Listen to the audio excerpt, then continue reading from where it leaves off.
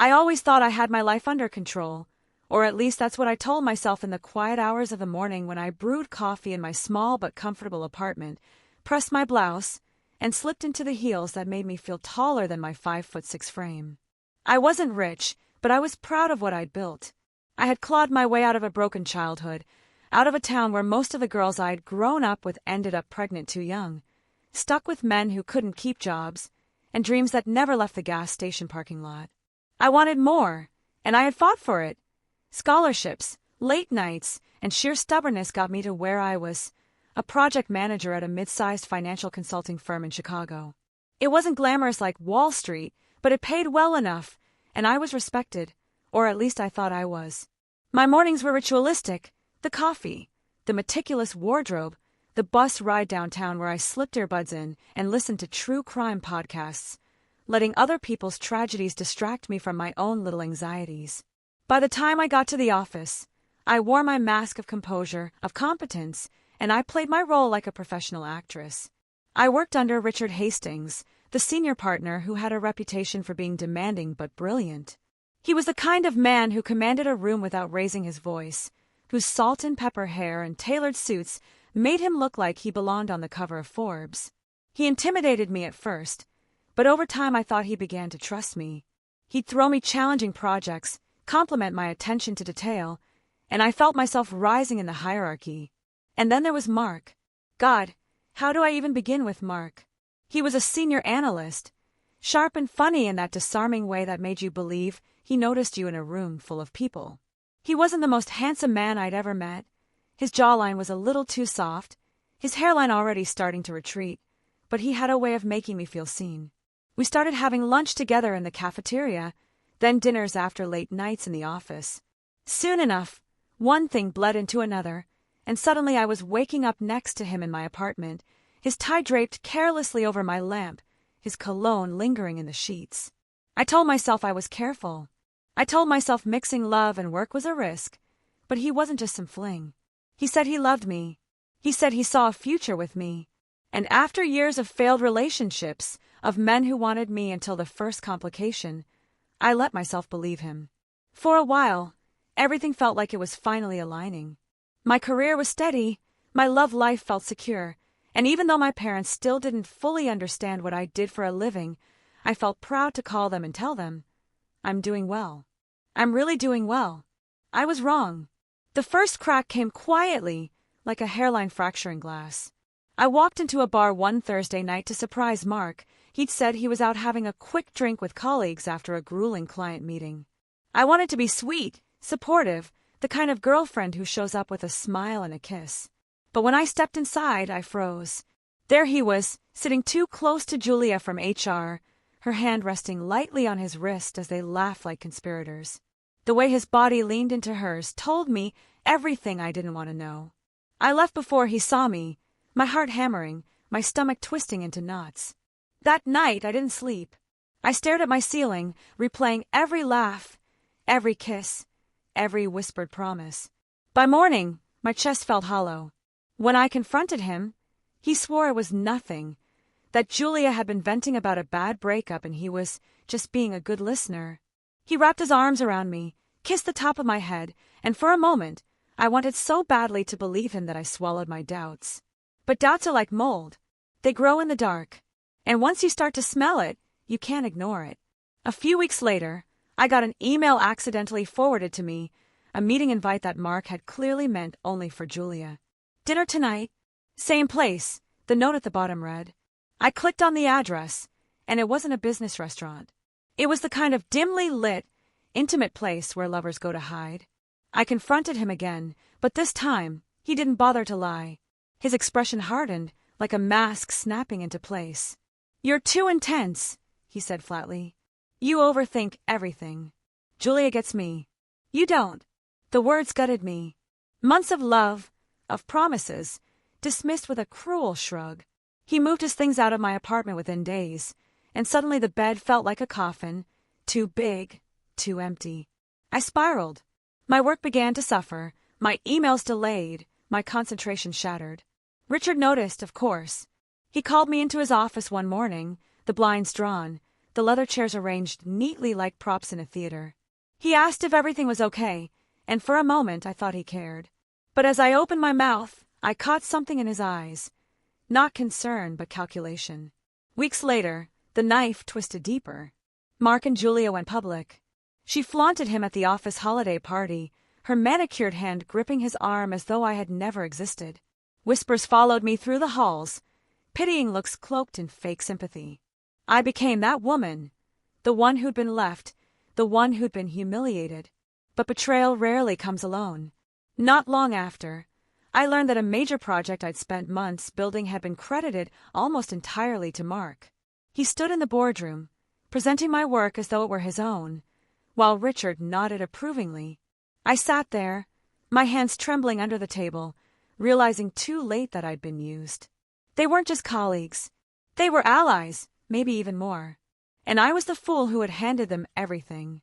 When I finally confronted Richard about the misattribution, his expression was cold, patronizing. Perception matters more than effort, and Mark has the right presence. You should focus on supporting roles where you excel. Supporting roles. That phrase seared itself into my memory. After all the nights I'd sacrificed, after the endless hours of carrying projects across the finish line, I was being shoved into the shadows. My anger bubbled beneath my grief, but I bit my tongue. I needed this job. I needed the paycheck. But the breaking point came the day I walked into a meeting and found Julia sitting at the head of a table, introduced as the new associate director, a position I had been quietly gunning for. She smiled at me with that smug satisfaction only a woman who's stolen both your man and your promotion can wear. Something in me cracked. I felt the humiliation claw at my throat, the rage claw at my chest. That night, I sat alone in my apartment, a glass of wine in hand, staring at my reflection in the darkened window. My makeup smeared, my eyes bloodshot, I looked nothing like the competent, ambitious woman I once was. And I whispered to myself, they think they've won. But that's the thing about people like Richard and Mark and Julia. They mistake silence for weakness. They mistake heartbreak for defeat. What they didn't realize was that I was already beginning to plan. Slowly, quietly, I started to gather the pieces. And in the middle of one sleepless night, while scrolling through legal forms out of sheer desperation, I stumbled upon something that made my breath catch. A little-known federal statute buried deep in employment law, rarely used but devastating when applied correctly. I remember whispering the words out loud to myself, as if tasting them for the first time. Whistleblower Protection Act. And in that moment, my despair turned into fuel. I didn't sleep that night.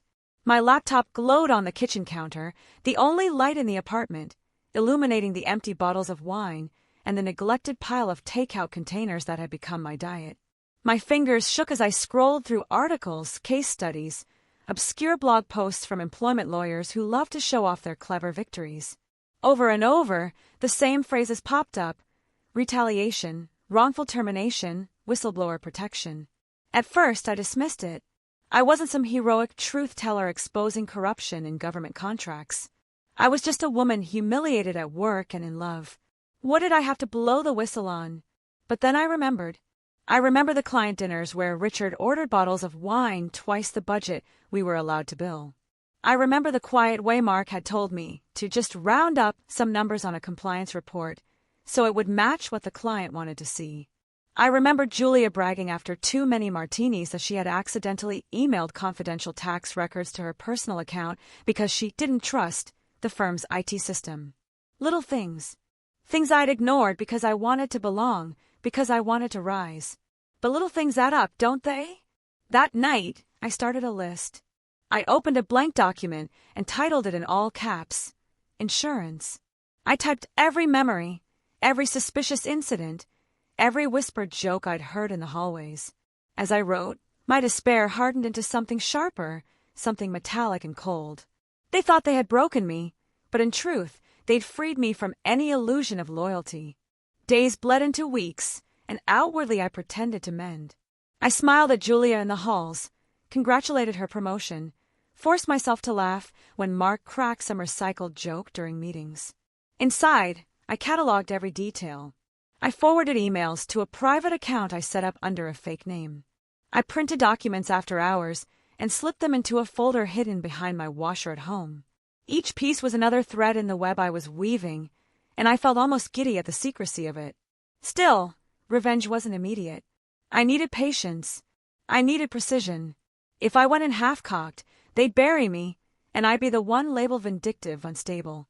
That thought gnawed at me, how easily women are dismissed as emotional the second we stand up for ourselves. No, I had to be smarter. I had to use the system against them, the same system they thought protected them. And then life twisted the knife a little deeper. One morning, I walked into the office, coffee in hand, only to find an email waiting for me. "We need to discuss your performance. Please come to Richard's office at 10. My stomach dropped. By 10 sharp, I was seated across from him, the blinds drawn again, his posture relaxed in that way men adopt when they're about to ruin you and pretend it's for your own good. "We've been reviewing your work over the past few months," he said smoothly. "There are concerns about delays, about your ability to handle the stress of leadership. Given the situation, we think it's best if you take a step back. A demotion, temporary of course, until you can regain footing. A demotion." The word slammed into me like a punch. My cheeks burned, my throat tightened, but I kept my voice steady. "You mean you're giving my projects to Julia?" He smiled, thin and practiced. "Julia has demonstrated strong initiative. This isn't about favoritism, it's about fit. Fit. As though my years of grinding, of late nights and sacrifices, were just a pair of shoes they could toss out when the style changed." I nodded slowly, forced myself to sign the paperwork he slid across the desk, and walked out with my back straight. But inside, something final snapped. They had not just taken my lover. They had not just stolen my promotion. They were now dismantling the very identity I'd built, piece by piece, until nothing remained. They wanted me humiliated, erased. That night, I poured another glass of wine, sat at my glowing laptop, and whispered to myself, "No more." The whistleblower law was complicated, but the core was simple. If an employee reported illegal or unethical practices and suffered retaliation, the employer was vulnerable, extremely vulnerable, and retaliation could include demotion. I traced the lines, read precedent cases, and realized with a thrill that Richard had just handed me the first piece of my weapon. Still, reporting wasn't enough. You don't just walk into HR with a file and expect them to protect you. HR worked for Richard. HR protected the firm. I needed to go outside, to people who couldn't be bought off with steak dinners and charm. I needed regulators, auditors, maybe even the press if it came to that. But before I could strike, I needed undeniable proof, the kind that shredded careers. I became a ghost in my own office, smiling by day, gathering evidence by night. I noticed things I'd ignored before. Marked spreadsheets that didn't balance unless you ignored certain expenses, Julia's tendency to lose documentation, Richard's endless billing of personal dinners as business expenses. I collected it all. I learned the printer logs reset every Sunday at midnight, so I started going in late Saturday nights, scanning and copying like a criminal pulling a heist. My heart would pound so loudly I swore the cleaning staff could hear it, but they never looked twice. Just another worker burning midnight oil. The paranoia settled in quickly. I bought a small safe and bolted it under my bed to store the most sensitive documents. I used encrypted drives, burner emails, even a prepaid phone hidden in my closet just in case. My friends wondered why I stopped going out, why I declined dinner invitations. I told them I was just focused on work. In truth, I was living in two worlds, the mask of the obedient employee and the shadow of the avenger I was becoming. And yet, even as I built my case, the human part of me still ached. Seeing Mark and Julia together was like pressing a bruise that wouldn't heal. Once in the break room, I overheard Julia giggling to a coworker about how Mark was such a better match than anyone she dated before, and rage rose so hot in me that I almost slammed my coffee mug into her perfect, smug face. But I didn't. I smiled. I walked away, and that smile was sharper than any knife. By spring, I had enough evidence to bury them. But evidence alone isn't power. Information is only leverage when you know how to use it. I researched attorneys who specialized in whistleblower cases, narrowing it down to one woman with a reputation for being ruthless, a shark who loved nothing more than gutting corrupt corporations. Her name was Evelyn Grant, and the first time I sat in her office, with its floor-to-ceiling bookshelves and the faint smell of leather and coffee, I felt something close to hope. I laid out my evidence, my story, every detail. She listened without interruption, her expression unreadable, occasionally jotting notes. When I finished, she leaned back in her chair, steepled her fingers, and said, "You have them by the throat." The words sent shivers down my spine. "But," she added, "this won't be easy. They'll fight. They'll smear you.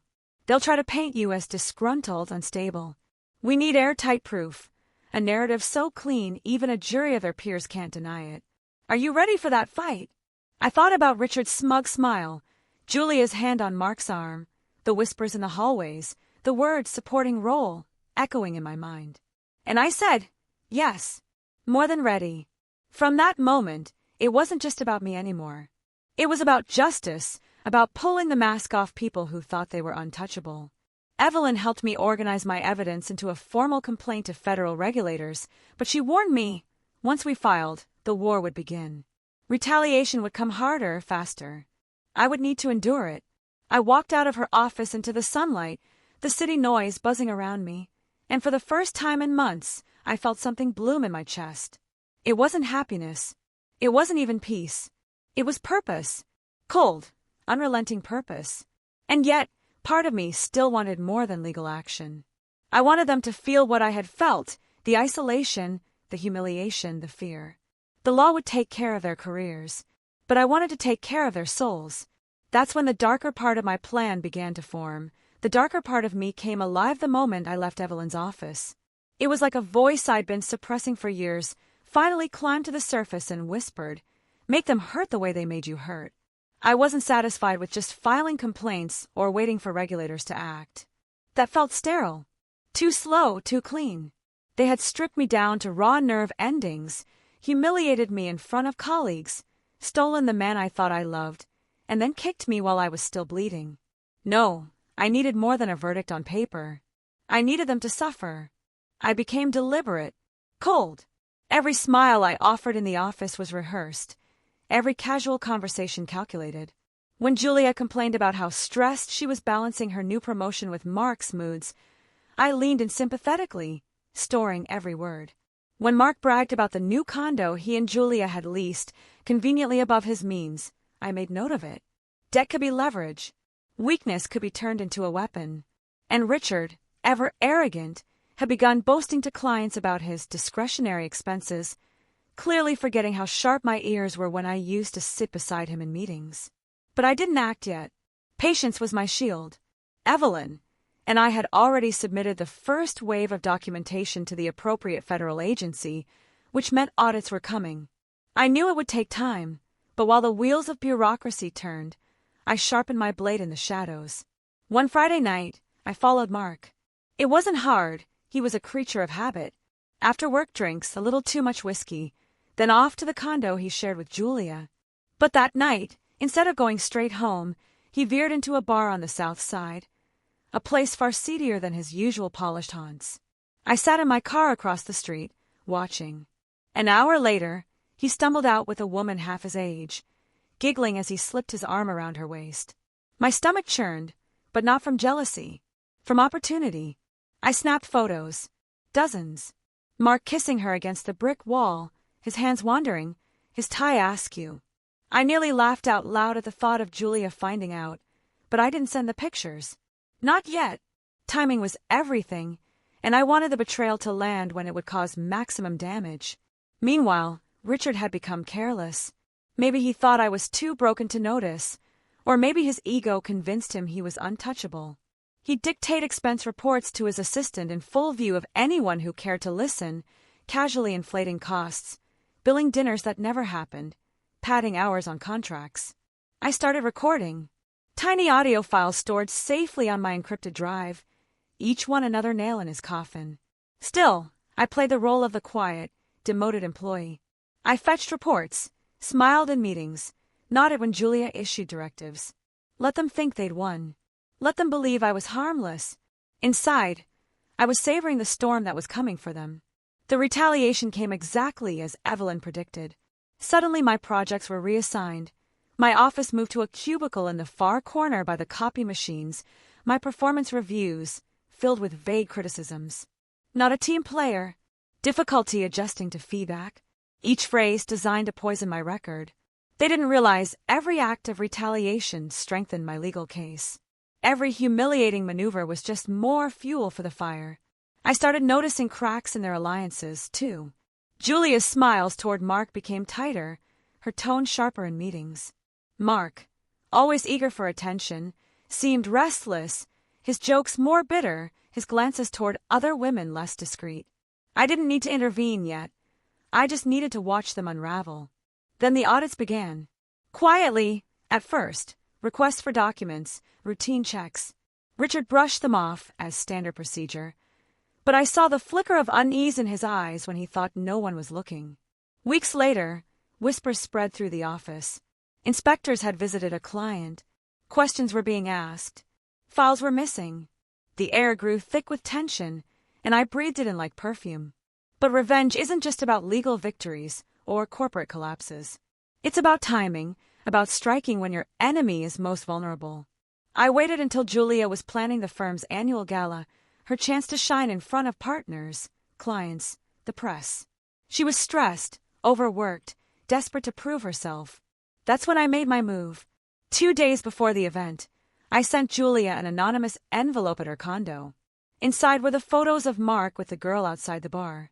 No note, no explanation, just the glossy proof of his betrayal. I imagined her opening it late at night, wineglass in hand, the blood draining from her face as she realized the man she'd stolen from me had now humiliated her in turn.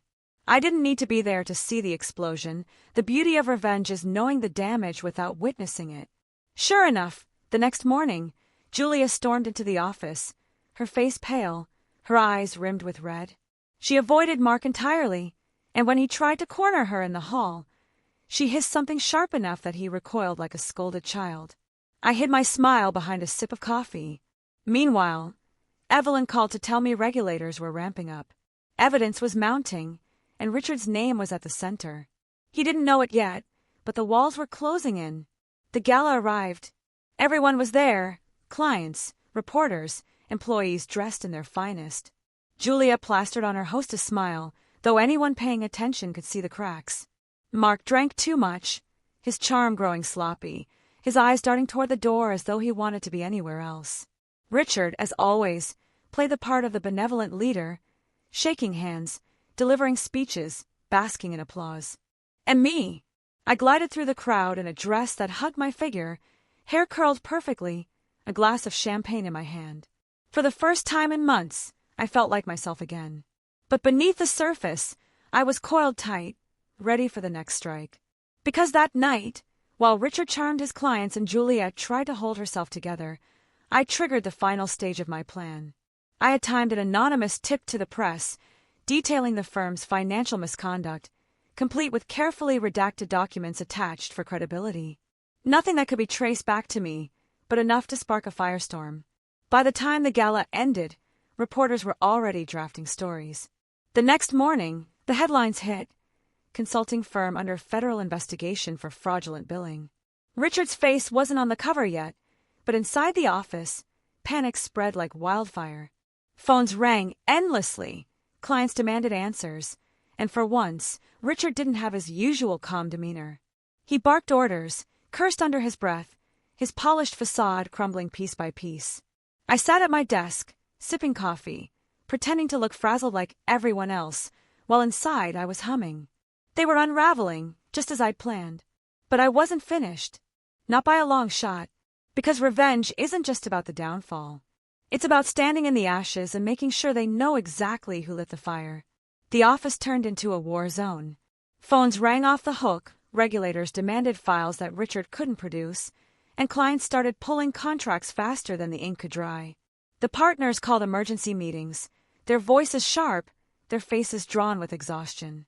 Julia snapped at interns, her mascara smeared from tears she thought no one saw. Mark tried to play peacemaker, but his reputation had taken a hit after Julia stopped speaking to him. Word had spread about his late-night habits. Gossip has a way of multiplying when people are already looking for someone to blame. And me! I floated through the chaos like a ghost, unnoticed but everywhere, My ears open, my eyes sharp. Every new crack in their empire was music to me. Then came the day I'll never forget. Richard called me into his office, but this time his voice wasn't smooth, his posture wasn't relaxed. He looked desperate. The blinds were open, sunlight spilling across the papers littering his desk, but his eyes were bloodshot, his tie loosened, his veneer stripped away. "Close the door," he said. I did, slowly, savoring the moment. "We're under siege," he admitted. "Somebody's feeding regulators. Somebody's sabotaging us." He rubbed his temples like a man on the verge of collapse. "I need people I can trust. People who've been loyal. You've always been reliable." Reliable. The word dripped like poison from his tongue. My chest burned with the memory of his dismissal, his smug smile when he told me I was only fit for supporting roles. "Of course," I said sweetly. "You can count on me." The irony almost made me laugh out loud. But inside, I knew this was it. He had no idea I was the saboteur, the shadow dismantling everything he'd built. And part of me wanted to tell him right then, to watch the realization dawn on his arrogant face. But no, not yet. The regulators moved faster than anyone expected. Evelyn kept me informed every step of the way, and within weeks, subpoenas landed on Richard's desk. His temper exploded. He screamed at assistants, threatened staff, slammed doors so hard the walls shook. Julia crumbled under the pressure, her perfect facade gone, her once smug confidence replaced by panic.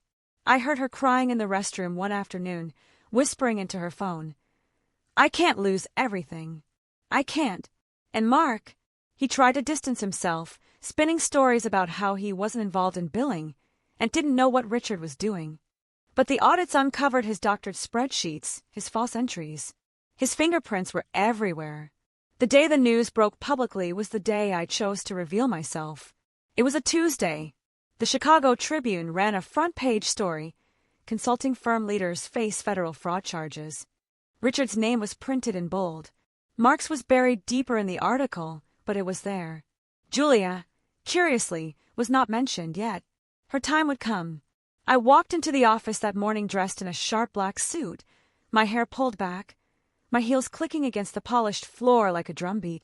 The place was chaos, people whispering in corners, others rushing to shred documents, phones ringing unanswered. I went straight to Richard's office. He was sitting there, pale, sweating, his hands shaking as he fumbled with paperwork. He looked up when I entered, and for a moment, relief crossed his face. "Thank God," he muttered. "You're still here." I closed the door, sat across from him, and leaned forward, my eyes locked on his. "Do you know why this is happening, Richard?" He blinked, confused. "Because some disgruntled idiot. It's happening because of me." The silence was delicious. His mouth opened, closed, opened again like a fish gasping on dry land. His eyes darted across my face, searching for the lie, but I gave him none. "I reported everything," I said softly. "The fraud, the expenses, the falsified reports. I built the case piece by piece, while you were too busy underestimating me. While you were too busy giving my work to Mark and my promotion to Julia." His face twisted, rage and disbelief colliding in his features. You stupid vindictive." "No." I cut him off, my voice steady cold. "Not stupid. Careful. Patient. And now, everything you built is burning, and I'm the one who lit the match." For a moment, I thought he might lunge across the desk. His hands clenched, his jaw worked furiously, but then the fight drained from him. He slumped back in his chair, the weight of inevitability crushing him. "You'll go down with us," he spat. "You think they'll see you as a hero? You'll be just another bitter woman with a grudge." I stood, smoothed my suit, and looked down at him. "Maybe, but I'll still be standing while you're in court, and that's enough." I left him there, broken, the once mighty Richard Hastings reduced to a trembling shell. 2 days later, the FBI raided the office. Agents in dark jackets swept through, seizing computers, boxes of files, hard drives. Employees stood frozen, some crying, others whispering frantically. Julia was escorted out in tears, her promotion now nothing but ashes. Mark tried to play it cool, cracking jokes to the agents, but his voice cracked, and when they cuffed him, his smirk vanished. I watched it all unfold from my cubicle, heart pounding with a mix of triumph and dread. This was it. This was the culmination of every sleepless night, every whispered plan, every ounce of pain I'd endured. They were ruined. And yet, as the office emptied, as the reality of what I'd done settled in, a strange emptiness crept into me. I had imagined this moment 1,000 times, imagined the satisfaction, the vindication. And yes, there was a rush, a high from seeing them fall. But beneath it was something hollow, something unsettling. Because revenge doesn't restore what was lost. It doesn't give you back the love, the trust, the years you sacrificed. It only leaves you standing in the wreckage, wondering if you've become as ruthless as those you destroyed. Weeks passed. Richard was indicted, facing years in prison. Mark cut a deal, but his career was dead, his reputation shredded. Julia vanished from the industry altogether. Evelyn congratulated me on the victory, told me I had done something important, that I had set an example. I nodded, smiled, thanked her. But at night, alone in my apartment, I stared at the ceiling and felt the weight of it pressing down. I had won. I had destroyed them. And yet the silence was deafening. Sometimes, I catch myself remembering Mark's laugh, or Richard's approving nods in the early days, or Julia's bright smile before the betrayal. I remember who I was before all of this, ambitious, hopeful, maybe even naive. And I wonder if that woman is gone forever. People ask me if it was worth it, if I'd do it again. And the truth is yes, I would. They deserved it, every second of it. But revenge isn't clean. It stains you. It changes you. It sharpens you into something harder, colder. And now, when I look in the mirror, I don't see the woman who was betrayed. I don't see the victim. I see the avenger, the destroyer, the survivor. I see the woman who burned her enemies to the ground. But I also see the smoke,